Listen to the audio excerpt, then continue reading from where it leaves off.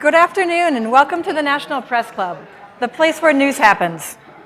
I'm Angela Greiling-Keene, Deputy Editor of Politico States, and I'm a former president of the National Press Club.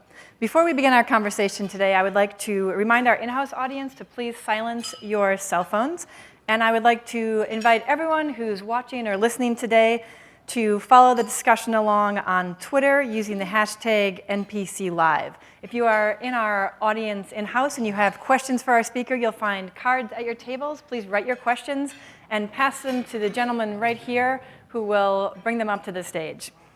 Now, it's my pleasure to introduce our head table guests. I'd ask each of you to stand briefly as your name is announced, and please hold your applause until all of our head table guests have been announced.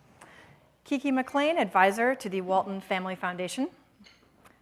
Sarah Slocum Collins, an attorney and founding member of the Miss America State Title Holders Association.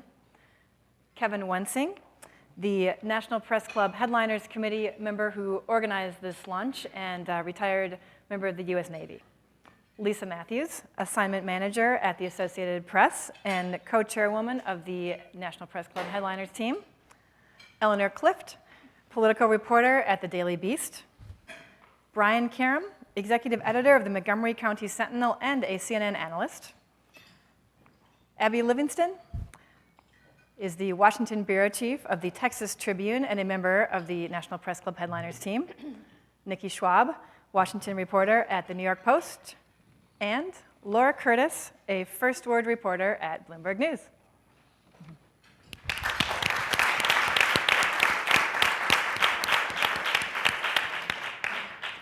I'd also like to acknowledge additional members of the NPC Headliners team who are responsible for organizing today's event. In addition to Kevin, we have Gwen Flanders, Noel St. John, and Press Club staff members, especially Lindsay Underwood, Laura Coker, and Executive Director Bill McCarran.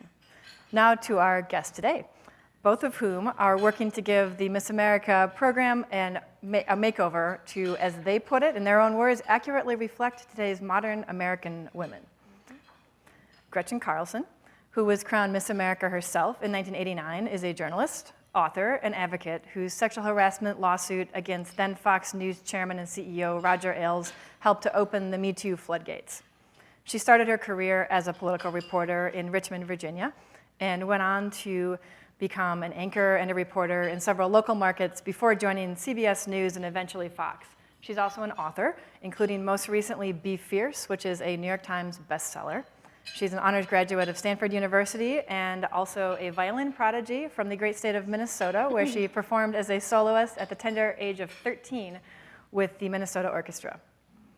And Regina Hopper is a businesswoman, also a journalist and lawyer, who says she's passionate about advancing issues that make a difference in people's lives. She too was a reporter at local news stations before jumping to CBS News, where she covered the White House and worked on the news magazine show 48 Hours.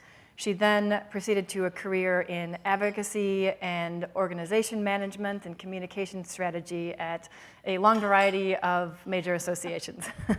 She earned her degrees from the University of Arkansas. So we're very pleased that both Gretchen and Regina have taken time out of their schedules to be here with us today. Thank you. I'll kick it off with a few words from you, and then we'll go to Q&A. Well, thank you so much for having us here today. It's our pleasure to be here. I don't think either Regina nor myself envisioned that we'd be at the National Press Club talking about Miss America a year ago. I know I didn't, for sure, but the last 2 years have certainly been something I never expected in my entire life. But today we're talking about Miss America. As was mentioned, I was Miss America 30 years ago, and the primary 2 reasons why I entered the program were talent and scholarship. And those are the 2 things that we need to make sure that we are messaging better as we move this program forward. So there are probably many of you out there who don't realize that Miss America has always set itself apart from other so-called competitions or pageants for those 2 very important reasons. We are a nonprofit organization. We are made up of thousands of volunteers across the country who put on the local competitions, the state competitions, and they afford thousands of young women every year to participate in this program and come to the national scene in Atlantic City. Many people are surprised to find out that this whole organization is grassroots, and without all those volunteers, we would not exist. The most important messaging that we want to give out now, aside from talent and scholarship, is how do we move this program forward into complete relevancy as we approach our 100-year anniversary, just 2 years from now. And so when Regina and I got into these positions, we had an organization that we had to make sure would be sustainable financially and also sustainable with relevance. And so that is where we are today as we move Miss America forward and made the decision as a board at the end of March that we would no longer judge our candidates on physical appearance. That meant the elimination of the swimsuit category.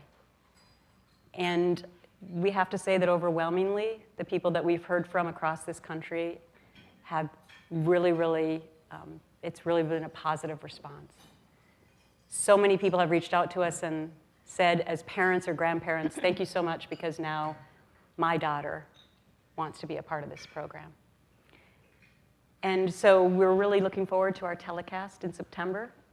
We'd like to share with you our new mission statement, which is to prepare great women for the world and to prepare the world for great women.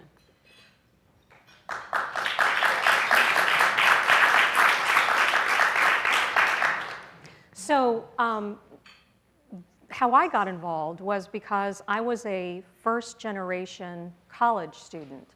Neither one of my parents had gone to college. And when I got to the University of Arkansas and went through Rush, I was a member of Zeta. And at that point, they came to me and said, you don't do much here in this house, because I was kind of the nerd.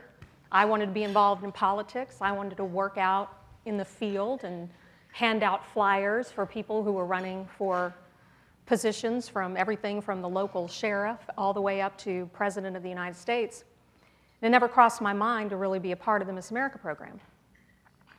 And so I entered, and I can tell you that the look on the faces of those at the University of Arkansas when I was announced the winner of Miss University of Arkansas was sort of like this.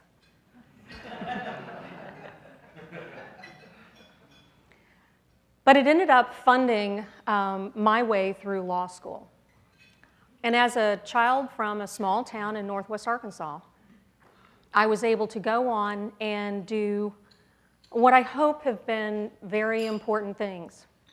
In New York with CBS News, here in Washington, D.C., and trucking and telecommunications and energy and intelligent transportation, and making a difference in public policy in all of those fields. And so we want Miss America to be seen for what it really is, but yet hasn't really ever been able to talk about very well. And that is, you can be Miss Minister, Miss Mom, Miss Jet Pilot, Miss Member of the Military, Miss CEO, Miss whatever you want to be. And you can use those scholarships and that experience of being able to talk with people from all over the country and all over the world about why you think that you can benefit from the Miss America program, be it because I interview better. Our candidates, when they go to jobs, overwhelmingly say to us that they get those jobs easier because they've been prepared, because they know how to interview. They know how to walk on a stage. They know how to command a room. And most importantly, they can define now their own beauty. They can be beautiful because they have a social conscience. They can be glamorous because they want to make a difference in the world. And so we have made a few changes to be more inclusive and to welcome young women across the country into this program. And as Gretchen said, every day you get a DM or text or something from a mom, a grandma, people who have been in this system, and dads. And my favorite one was just a couple of weeks ago when a young dad sent me a text with his little girl in a swimsuit on the beach, enjoying herself and saying, as a father, I can now look at my little girl and say she too could be Miss America. So we're very, very proud of not just the history and the tradition, because it's extraordinarily important. And we wouldn't have been here without that history and tradition. But we're also very proud of where the products of this system, Gretchen is a product of this system, I am a product of this system, other members in leadership are products of this system, have come together collectively to say, let's be relevant for the next generation of young women who can use these scholarships to move forward.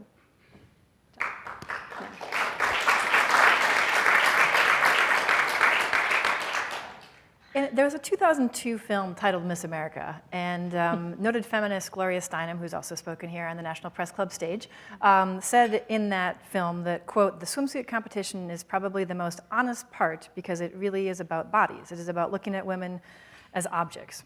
So she's clearly not complimenting the swimsuit program, but she's coming at it from a slightly different viewpoint. Is there some truth to that assessment, and how do you respond to that viewpoint from the preeminent feminists from over 10 years ago? So there takes a tremendous amount of discipline to walk on stage in a swimsuit, especially for somebody like myself, who, if you haven't noticed, I'm short. And my own grandfather told me when I was preparing vigorously to try and win Miss America that I would never win because I was too short. So I had to work incredibly hard to just be decent in swimsuit. I knew I would not win that. So that's discipline that I had had throughout my whole life, from practicing the violin 5 hours a day as a child. Yeah, I had to work out really, really hard to be able to compete in the swimsuit part of it. Didn't mean that I loved it at the time, but I had to do it in order to try to win. So we acknowledge the discipline that it takes for young women to be fit. And trust me, you have to be fit to do this job. So we're not saying that we don't honor that about women. We're just saying we're not going to judge them on that anymore. And we believe that in handing out millions of dollars of scholarship, that you shouldn't have to walk on stage in a bikini and high heels to do that. I mean, ironically, Miss America never wears a swimsuit the day after she wins. And so it's not part of the job. And that's really what we want to do, is we want the broadcast to reflect, and competitions from the local to the state level to really reflect what the job of Miss America really is. And what is the job of Miss America? Well, the job of Miss America is to be a mentor and a role model. The job of Miss America is to want to advance scholarship in her own education to where after that year, she uses it not as the most important thing that's happened in her life, but as a stepping stone into those other really important things that are going to happen in her life. And then secondarily, a big part of this job is to have that social conscience. So let me just go back a few steps. When Miss America was created in 1921 on the boardwalk in Atlantic City, and we want to say thank you, by the way, to Atlantic City for being a supporter of the Miss America organization, even today. When it was born in 1921, it was a bathing suit review. And it was radical for young women at that time to walk out on a boardwalk in a swimsuit. It was radical. So it was born out of being disruptive.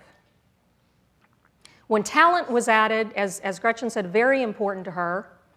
Talent wasn't as important to me. I'm not as talented as she is.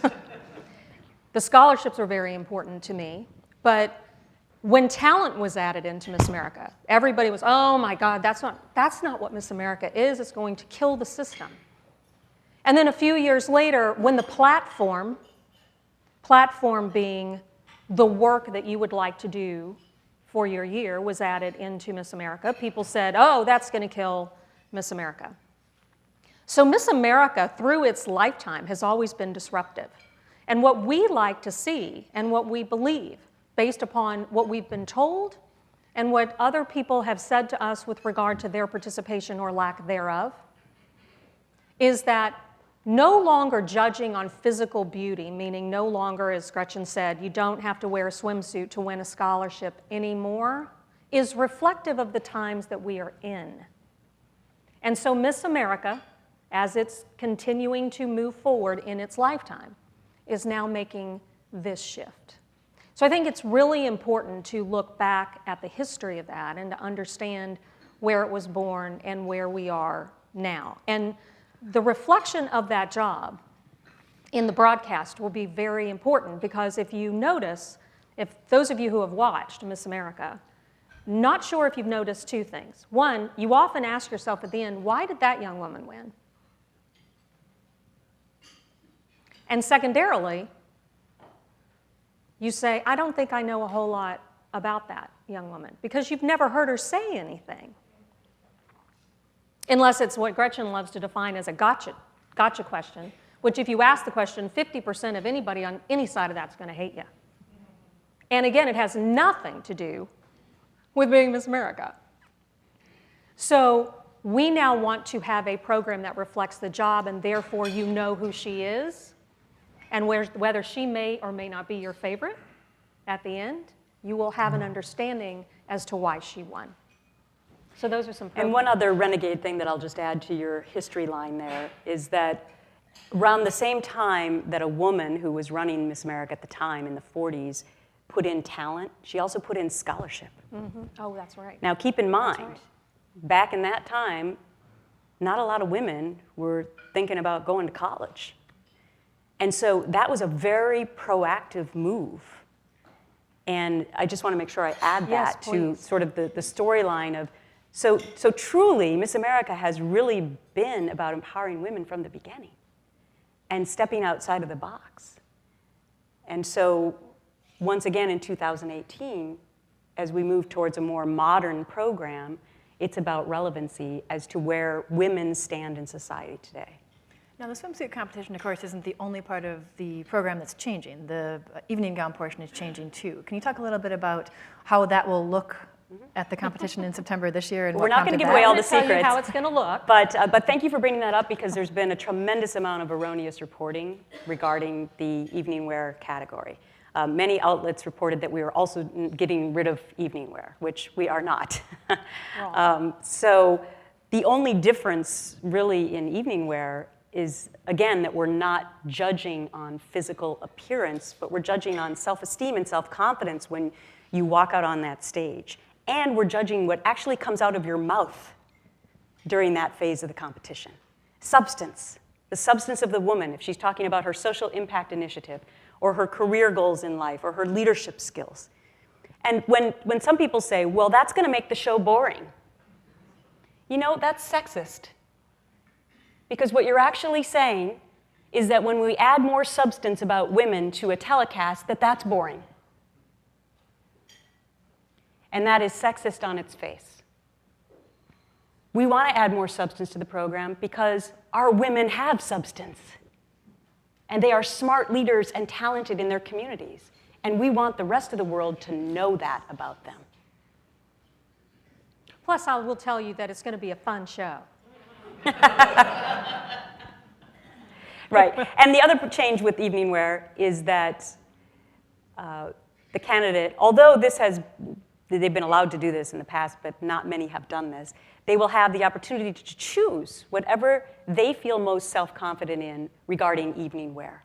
Mm-hmm. So you may see some women who still choose to wear a gown, which is fantastic. Or you may see somebody who feels more self-confident in a fancy pantsuit or in a cocktail dress. But it will be their choice. Now, change, of course, doesn't usually come without some blowback, and you've certainly experienced that in both of your roles. So one questioner here asks, how are you dealing with the blowback from the 22 state pageants that don't like the recent changes? You want to take? I'll take it. You want me to take it? Yeah. So with change does come controversy sometimes. And change is often difficult. When you really peel back the layers of how Miss America is constituted, you have local competitions. So you have, first of all, we have 51 candidates. And let me just do a brief detour, and then I'm not evading the question. I'm going to come back to it. Notice the change in language that we've made. We are not a pageant. The Miss America pageant existed. We are now a competition. It will not be a pageant. We are not judging on physical beauty. It will not be a pageant. We no longer have contestants. Contestants go after a prize. Candidates go after a job. And so our young women are candidates for a job. That job happens to be the job of Miss America. It is a paid job. She is an employee of the Miss America organization. She gets paid for what she does, and she will have metrics upon which, if she, like all of us when we go to work, if she advances those metrics and is able to do more, she may be in line for a bonus in that position. But at the end of the year, we want people to understand what she wanted to do when she started and where she ended up at the end of the year. Now let's go back. So we're composed of locals, states, and then of course you come to the national. Our system is comprised of volunteers, and we would not be able to move forward without them. Miss America has had the swimsuit competition forever, and change is very difficult. And there are people who rightfully believe that it is not a good idea to get rid of swimsuit. They believe that. But let me just point this out. We have allowed our volunteers to have a voice. And some of them have expressed that they don't like that direction. And so therefore, we will move forward because it is a very vocal minority, but they believe in what they believe, and we are proud to hear that. But we will move forward in this fashion, and I think I want to say we are just so, Gretchen and I both served on the board of Miss America prior to these positions. We had both left that board. And one of the things that was important to the two of us collectively was to make sure that people, again, who were products of this program had a voice in what the program looked like, and two, that they could speak that voice. Now, it's not always easy to respond to some of them when the facts are wrong, and so we've been trying to make sure that we factually, or we get the facts out. One, there is an evening wear competition. There is an evening wear competition. So yeah, so there have been a few who have made their voices known that they're not happy with it, but that's. But I think it's important to also pick up on that for the first time ever when we were reconstituting the board beginning January 1st, that we deliberately went to our stakeholders in this organization for the very first time so we could hear those voices through those representatives. So there was an open, fair, and transparent election amongst former Miss Americas. In a very quick fashion, we said, who would like to be on the board? 10 people submitted their names. Then we had of the Miss Americas, we had a fair and transparent election to put 3 more former Miss Americas on the board besides myself. Then we went to the state executive directors. Who amongst you would like to have a position on the board? They had their own election. They chose 2. Of which several put their names forward. Yes. Again. Yeah. Then we went to the former state title holders organization. And they put forth, I think it was 32 names. It was a lot. It was a lot. Mm-hmm. And they had their election and nominated and voted in 2 people to come to the board. So for the very first time, as we were going through this revisioning and transition process, it was stakeholders in the organization whose voices were part of that process. Who really had never had a voice before. They had never had a voice before. They had never been on the board before. It was only about 12, 13 years ago was the first time that a former Miss America was actually on the board. And it was only because a group of former Miss Americas went before that current board of directors and said how important it might be to have a former Miss America on the board, and it eventually happened. So that was part of the plan and process to have stakeholders' voices heard. Now, correct me if I'm wrong, but I think the entire board is female now? No. No. No, the entire board isn't female. Okay. Then the premise of this question is wrong, but it is obviously at least a predominantly female board. How will that make a difference in the day-to-day operations of the whole program? Well, the day-to-day operations, we have male and female, both on the board and on our staff.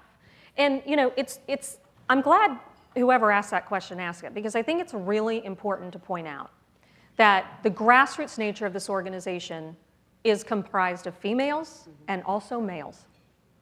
And in all of this restructuring and all of the MeToo and people talking about the affiliation of a movement and the change of culture, we don't want to lose sight that there are many men who believe in this system. When I was Miss Arkansas, we had a male executive director, and there was no one, he was Sarah's executive director as well, there was no one who cared more about young women getting scholarships than Bob Wheeler. And there are men like that across this country now. So we want to say thank you to our men and our women and our men who are supportive of this program and advancing young women's careers and their futures. So on staff and on the board, as well as our volunteers, there are many men. Yeah. You take it. What about the judges? We talked about how the competition and the criteria is changing. How are you choosing judges, or are you choosing judges differently this year? Can you tell us who they will be? But what about the process? Let me just say that it was my year. My year was the first year that we brought in celebrity judges, and I was not a fan of that year because I was a really serious violinist, and I wanted somebody to be judging me who actually understood classical music. So I remember being disappointed about that. But we've gone back and forth over the years. I think one year we didn't have celebrity judges. I forget now. Yeah. But we are doing a 2-panel process again this year. So we have preliminary judges who basically pick the top 15 candidates, or top 10, or top 12. Or that's right. Or top 25. And then we will have a celebrity panel that will come in for the final night. Yeah, it's a long week. So if you don't know the structure, we have preliminaries. So we start out with 51 candidates from across the country. And they are judged all week. They participate in the competition all week. So everyone has a personal interview with a preliminary set of judges. And then they do their on-stage question, and they do their talent, and they do the evening wear section. And from that, at the end of the week, so that's Wednesday, Thursday, and Friday evenings. So by the time you watch the telecast on Sunday night on ABC, you will then be seeing the top from those 51. And then there will be another set of judges that come in for that 51. Now, the last time that we asked a celebrity group of people to do that week, it was hard. I mean, it's sometimes hard to get the celebrities to come in for one day.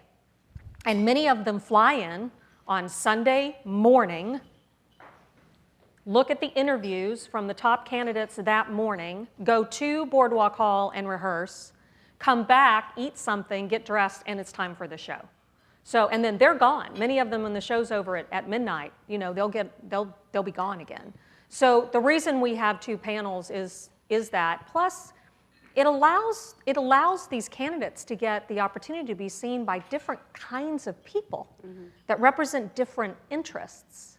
And it can reflect the totality of a personality when you have that many kinds of different people sitting on the panel. So yeah, so we will have 2. But I do think it's really important to point out that in the judges, we want to make sure that we're getting people who are communication specialists. Yes. Because the job of Miss America is so focused on communicating, interviewing, giving speeches, and also talent.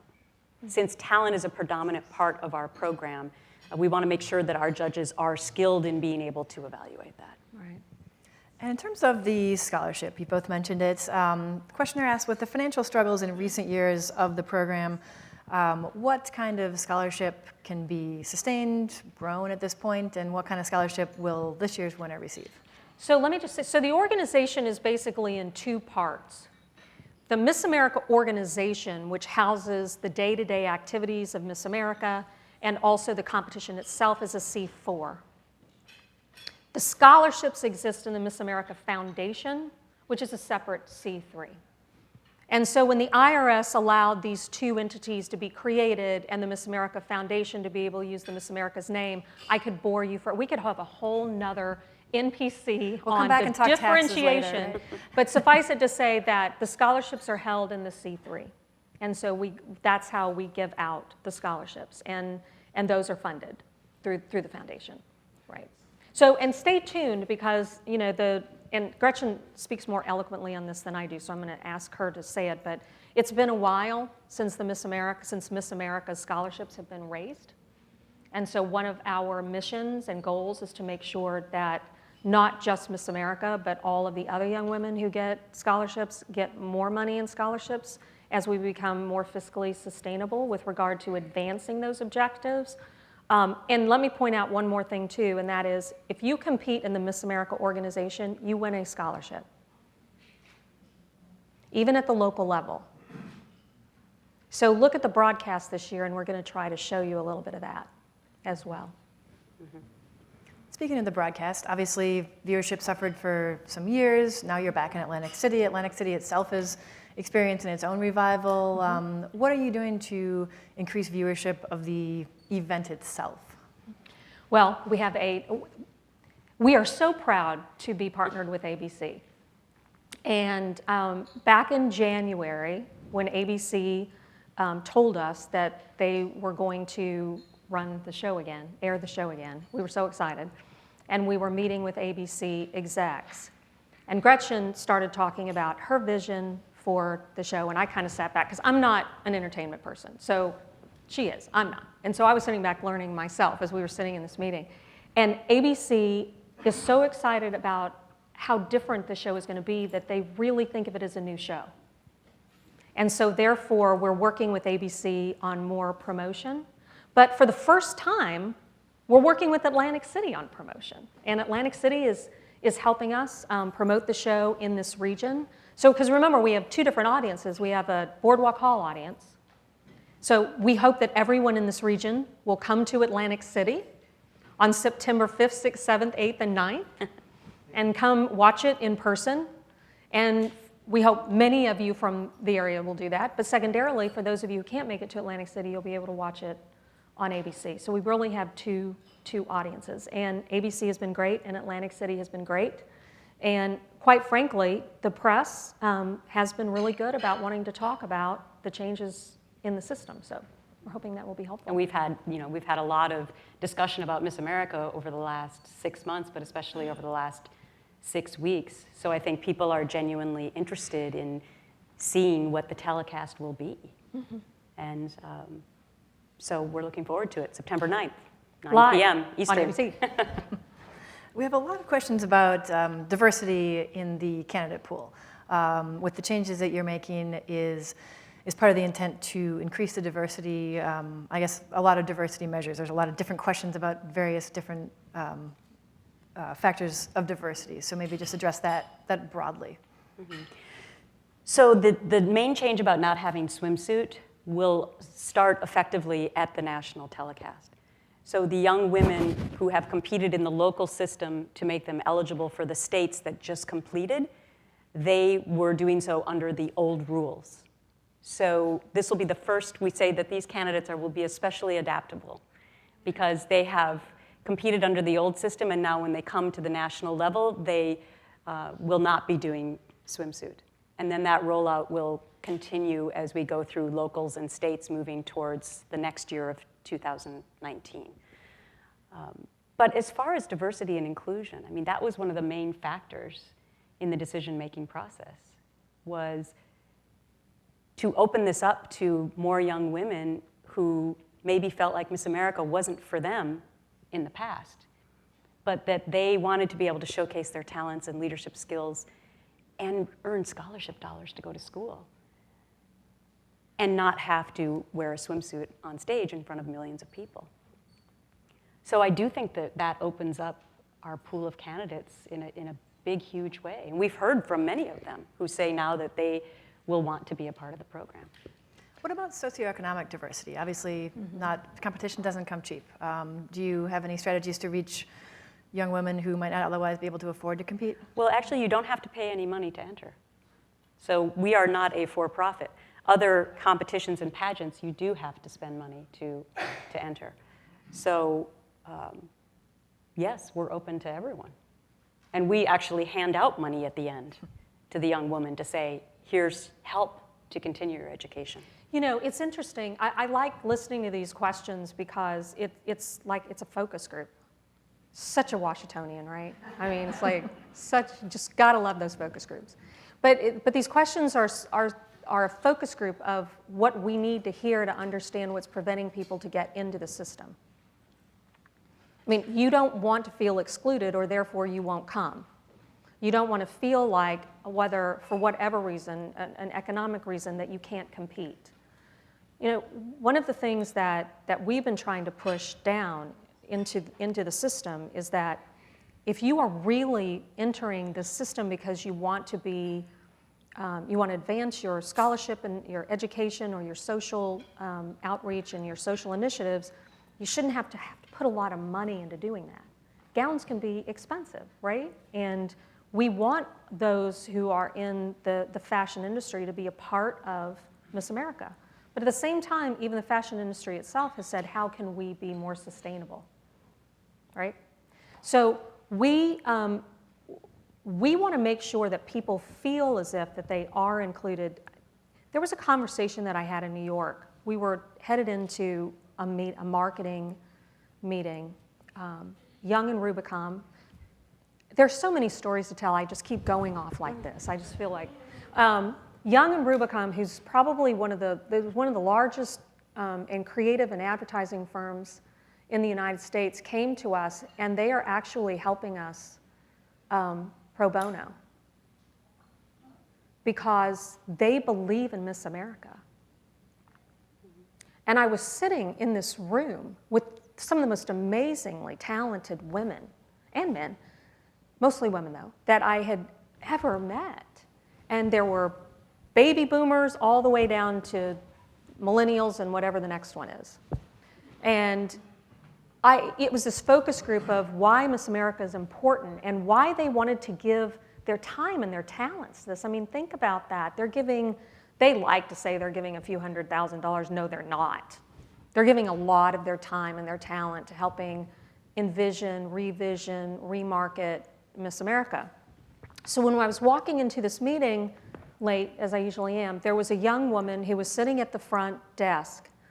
And I said, I'm Regina Hopper. She said, who are you here to see? Young Rubicam. And who are you with? Miss America. She went, Miss America? I said, yes. And her eyes popped up. And I would say she was probably 22, 23 years old. And she went, wow.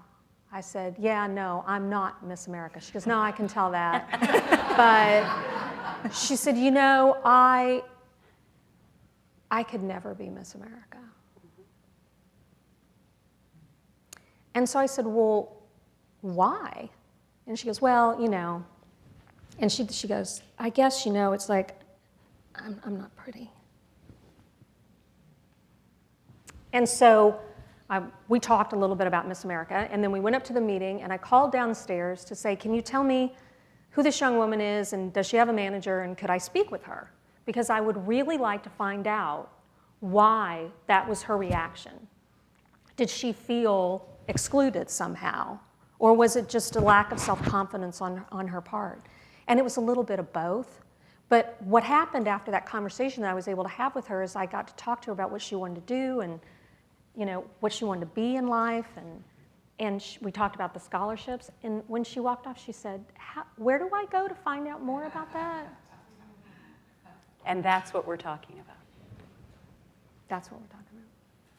Now, this question is from a former Miss District of Columbia who says that she, and to use her words, as far as I'm concerned, I and pretty much every other young woman who has competed made the deliberate choice to compete in the pageant and to be judged on physical appearance. So her question is, if we, again, using her words, if we just focus on the grades and goals, how does Miss America differentiate itself from every other scholarship in the nation? Well, we're not just judging on the grades and the goals, so there you go. We're judging on women who want to talk about how they are fit for a job, physically fit, because as Gretchen said, you have to be. You travel 20,000 miles a month as Miss America, if not more. You are never in the same city for more than 48 hours, hardly ever. You are constantly in front of people like you, the press. You are constantly having to talk with people who are CEOs and people who are young children. So you have to be physically fit, you have to be mentally fit, and you have to want to do this job and make a difference. So it's more than...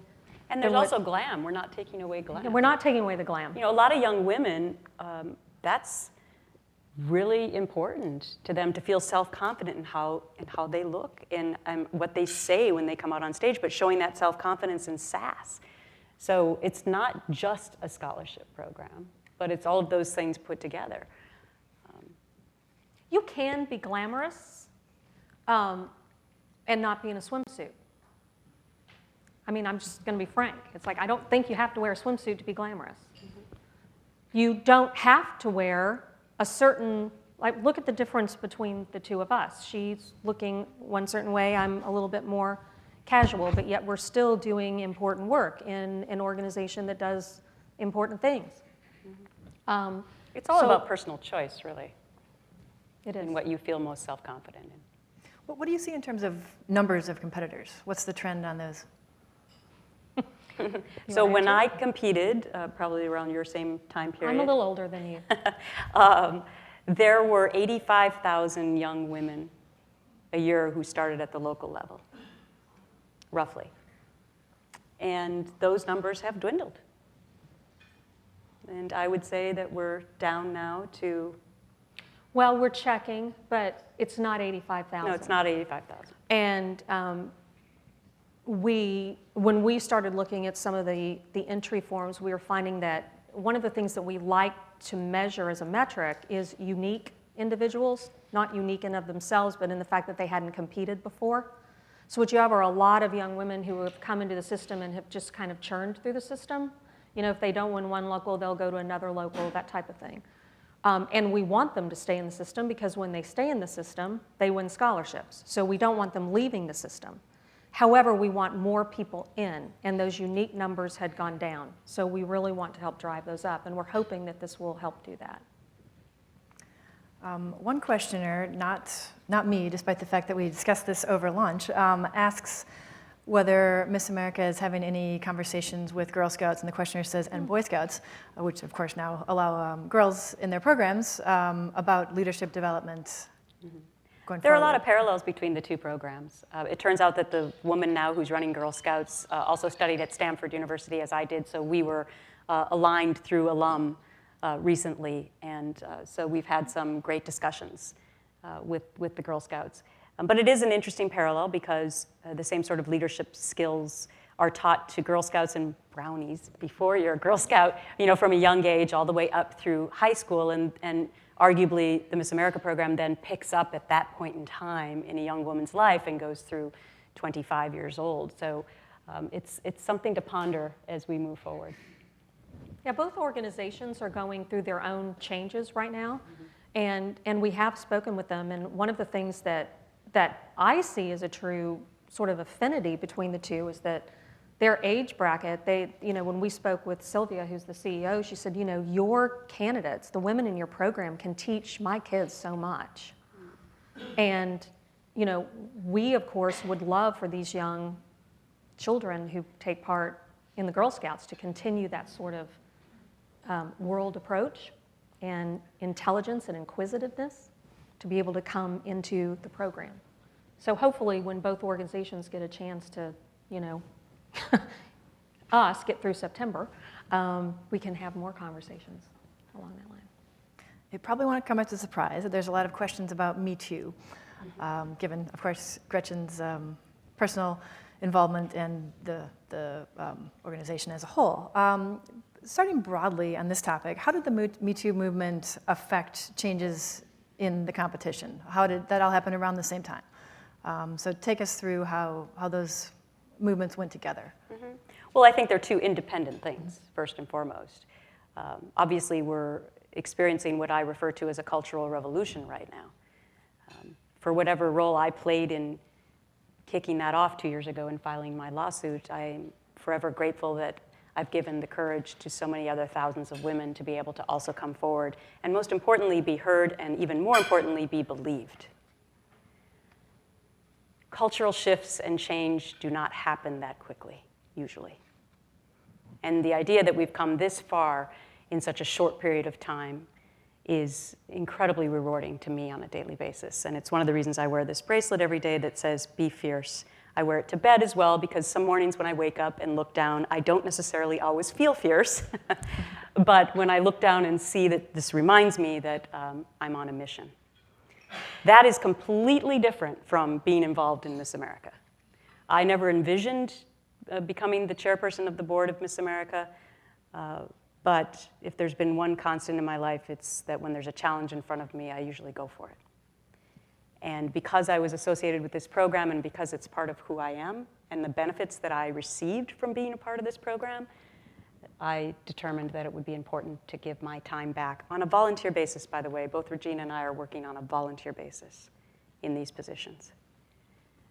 So they're really two independent factions, but I think it's impossible to not say that they're somehow intertwined simply culturally, but my involvement in what I did in my life leading up to this point has nothing to do with the changes that have come about within Miss America at all. This is not a personal thing for me. Of course, news reports some months back revealed damaging emails that had been sent by the previous leadership within the Miss America organization about contestants, former Miss Americas. I won't go into the details of all those emails. It's all readily available in news reports. But you've had some cultural changes to make in the organization since that passed. So how do you go forward, given that recent history with the previous leadership?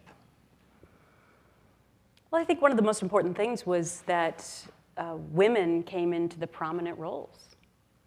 So we have a female CEO. We have the first former Miss America as chair of the board. We have a female former Miss America as chair of the Miss America Foundation. So I think that was incredibly important for a women's empowerment organization to have women leading the charge. Talking a little bit about your lawsuit against Roger Ailes, a questioner asked, when you filed the lawsuit, did you have any idea at that time of the impact it would have and how others would follow? Absolutely not. Every day for me has been a surreal experience since that time. Arguably the most difficult decision of my life.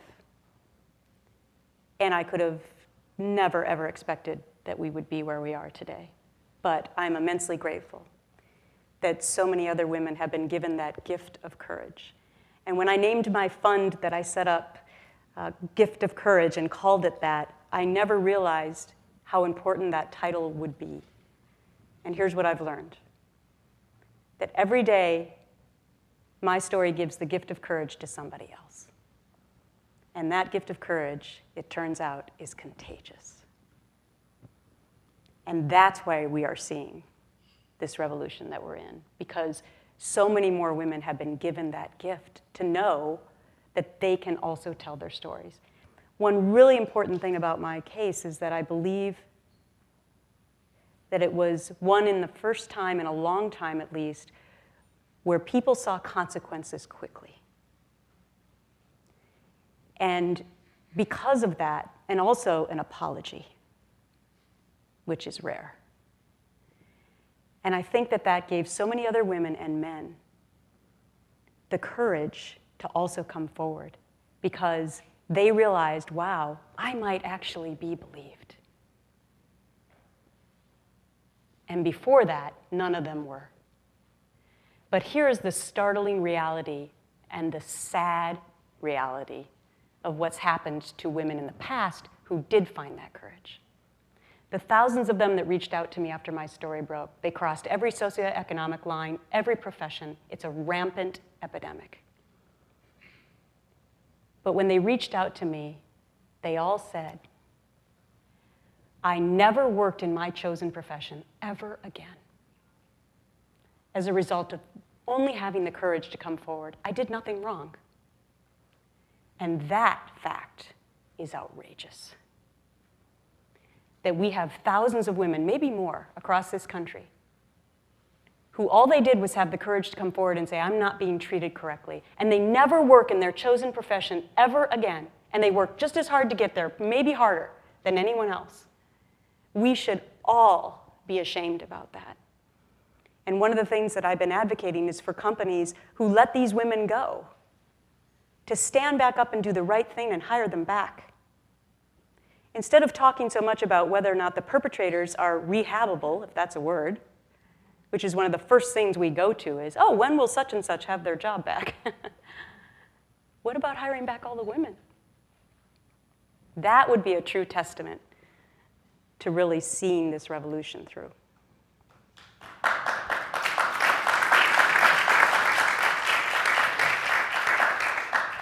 You just used the word courage several times, and this questioner asks, what gave you the courage to take the stand, to actually file the lawsuit, and what did you fear most when you made that decision? Everything. Courage is not like a light switch. It's not like something you just turn on one night and say, hey, I think I'll do this. It's a building process. I thank my parents for the way in which they raised me. I'm blessed to still have them in my life. My mom told me every single day when she put me to bed, you can be anything you want to be in this world, but it will come with a lot of hard work. And I believed her. And that's the way I've chosen to live my life, and I'm hopefully passing that along to my children. Of paramount concern to me were my two children, who were 11 and 13 at the time. But I have to tell you that they've also been given the gift of courage. And on the first day of school after my lawsuit, my daughter came home and said, Mommy, a lot of people asked me about you at school today. And she said, Mommy, I was so proud to be able to tell them that you are my mom.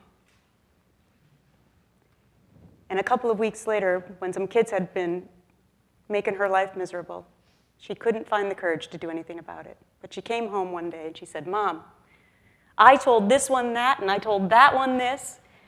And she said, I would have never done that, Mommy, unless I saw you do it. And my son more recently watched a town hall on CNN that I was participating in, where a very scary stat was used, which is once every 73 seconds, a woman in this country is sexually assaulted or harassed. And when I came back in from out of town, he was waiting for me in the kitchen, and he had a look of consternation on his face, and he said, Mommy, was that statistic true that that woman said on the show with you? And I said, I'm so sorry to tell you that that is true. And he looked at me at 12 years old and said, Mommy, I want to be a part of fixing that. If all I've done is given my two children the courage to face this world and respect people in the right way, then my job has been done. But I know it's much more than that.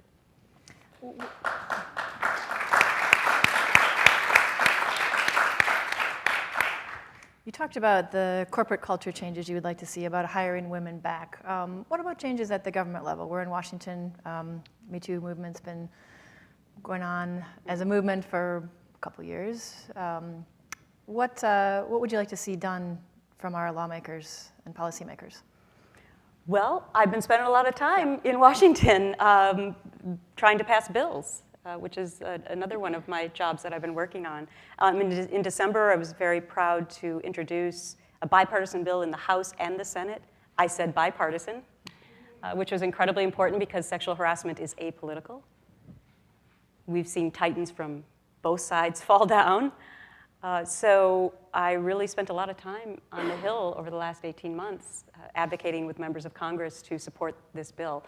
What this bill does is gets rid of arbitration in employment contracts, or gives women a choice of whether or not, if they're facing harassment, whether or not they want to go to secret arbitration, or if they want to go to our open court system, which is your 7th Amendment right.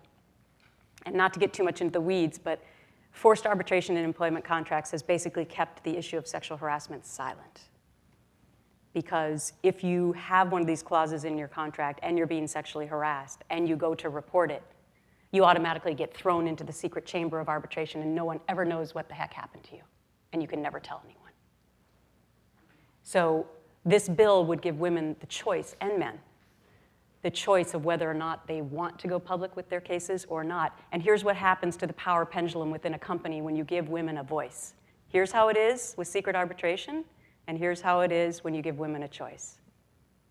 And maybe this person doesn't harass anymore, which is the whole objective. Now, speaking of politics, you said late last year that you wouldn't rule out running for office yourself someday. It's six or so months later. Where are you on that thinking, somewhere, someday? The reason we're laughing is because I was one of those people. Don't you want to run for office? No. Well, no. So actually, I was asked to run for Senate in Connecticut, where I live now, and then some people in Minnesota, where I grew up, had asked if I was interested. I'm not interested right now. But my life has worked in very mysterious ways. I'm supposed to be a concert violinist, by the way, which ended at 17, which is how I got into Miss America, because my mom really wanted me to still play the violin, and she saw it was worth 50% of your points in Miss America, so that's how she convinced me to do Miss America. So I never say never about anything in life. I've covered politics for 27 years, so I have a keen interest in it, but it's not on my radar screen in the next year or two.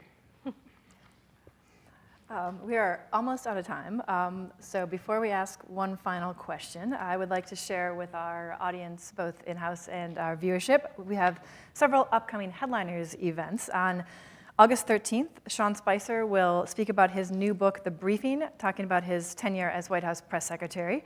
On September 18th, Emily's List president, Stephanie Shryock, will be here to discuss the new field of female candidates who are running for political office in this year's midterm elections. And on September 20th, former Education Secretary Arne Duncan will address the current state of our country's education system with his new book, How Schools Work. So Gretchen and Regina, thank you so much for joining us today. And before one final question, I would like to present you each with our National Press Club coffee mug. Thank you. You're welcome. Thank you. Thanks very much. Thank you very much. Thank you.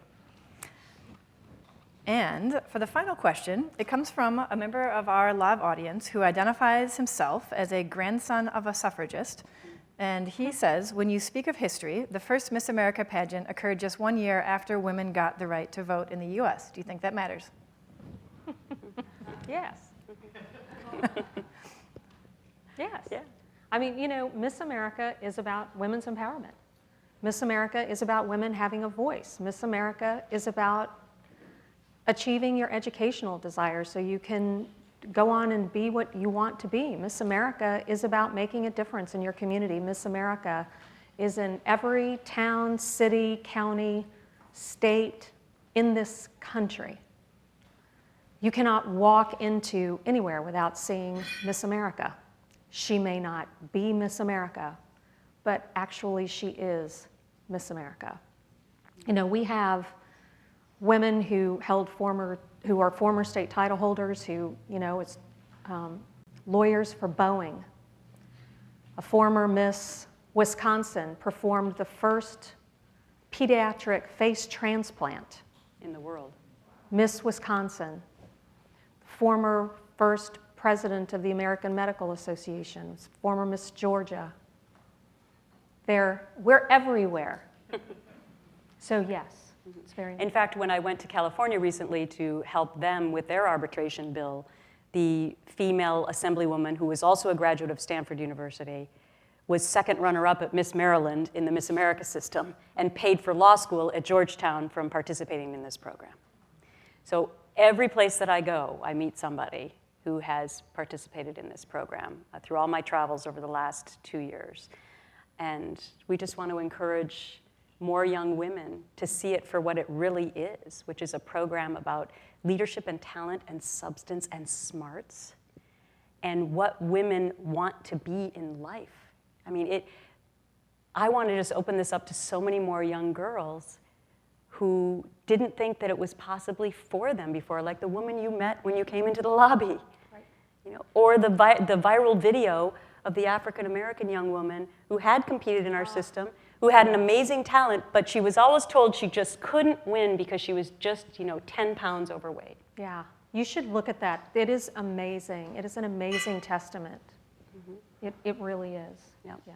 So, we're just really excited about more women having the ability to take part in our program and become the women that they want to be. Well, thank you, Regina. Thank you, Gretchen. Thank you Thank to you. our audience in the ballroom at the National Press Club, our viewers and listeners, as well as our audience online. We are adjourned.